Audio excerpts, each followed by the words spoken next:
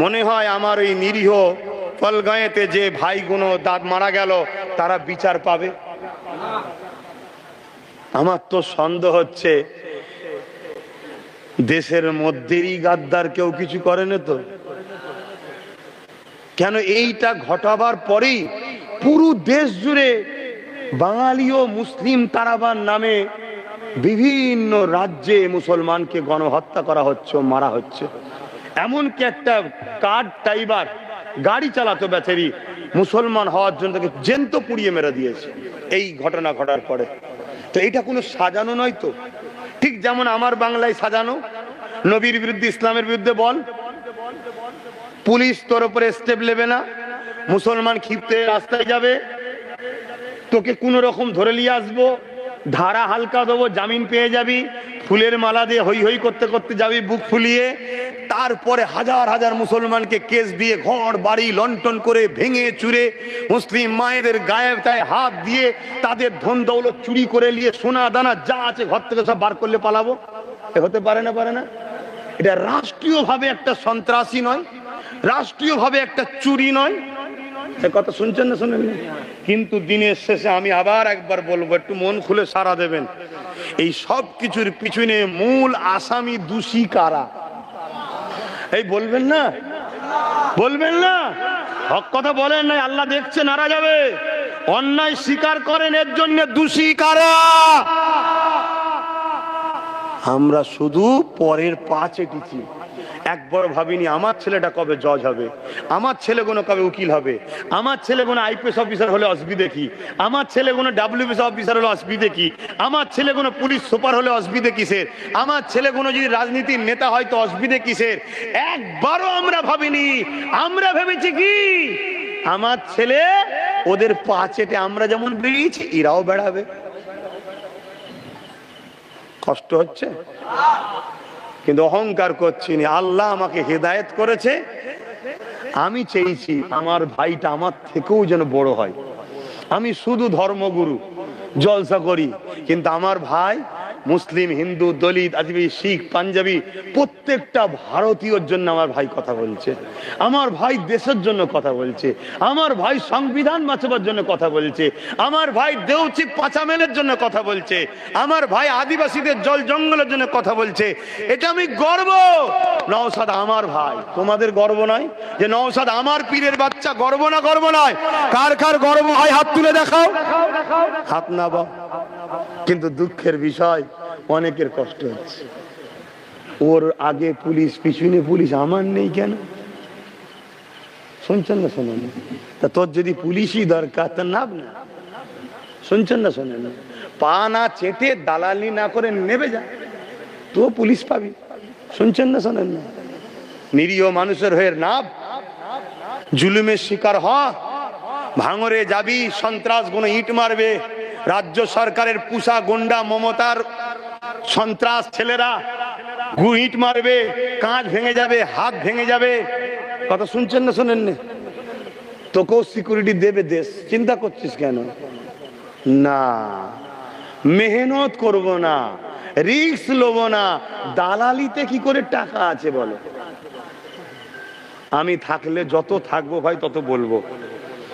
কথা বুঝে আসছে না? ওখানে একটু জানাজাটা একটু হাজির দিতে হবে, আমি সংক্ষেপ করছি। আসেন ইয়া নবী,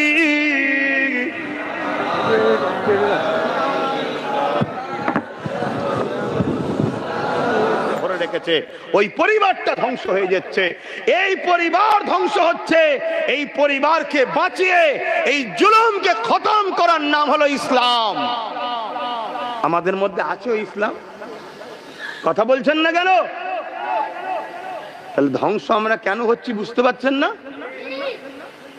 বড় দুঃখের বিষয়, আজ এই ওয়াজ, এই আলোচনা সবাই যদি করতে নাও পারে, যদিও আল্লাহ কারো দ্বারাই বলায়, তার সাপোর্ট করা দরকার তো নাকি? আজ দুঃখ, মসজিদে মসজিদে বিভিন্ন জায়গাতে আমার সমালোচনা হয়েছে না হয়নি? এরকম ফেক খাবার পরেও, এরকম একটা বিপদের সময়তেও একদল লোক বলছে এক হওয়া দরকার, এক হওয়া দরকার, তাই তো নাকি? উপরন্ত দেখো আমার বিরুদ্ধে আবার মিথ্যা মিথ্যা সোশ্যাল মিডিয়ায় বলছে। বলছে না, বলে না? তাহলে এরা এক করতে চাইছে, হ্যাঁ, এরা এক করতে চাইছে। এরা মূলত কারো দালালি করতে চাইছে। আমি থাকলে দালালি করতে দেবো না, তাই এদের অসুবিধে হচ্ছে। আমি জানি না আমার বাপজানগণের অসুবিধা হচ্ছে কি, যে এসে গেলাম বেটার কথা শুনতে, বেটা তো সব কি বলছে মাথার উপর দিয়ে চলে যাচ্ছে, এরম মনে হচ্ছে নাকি? আব্বাজানগণ অসুবিধা হচ্ছে নাকি? বাপজানদের অসুবিধা হচ্ছে। আবার মেম্বারে বেশি জিজ্ঞেস করাও ভুল। যদি মাথা লেড়ে দেয় আর ওইদিকে যদি ওই যে শয়তানের চোখ রয়েছে, যদি উঠে পড়ে, কালকে আবার এলাকায় বলবে তোর ঘরটা আটকে দিলাম, যেন মনে হচ্ছে ওর বাপের টাকায় ঘর করছিল, আটকে দিলাম।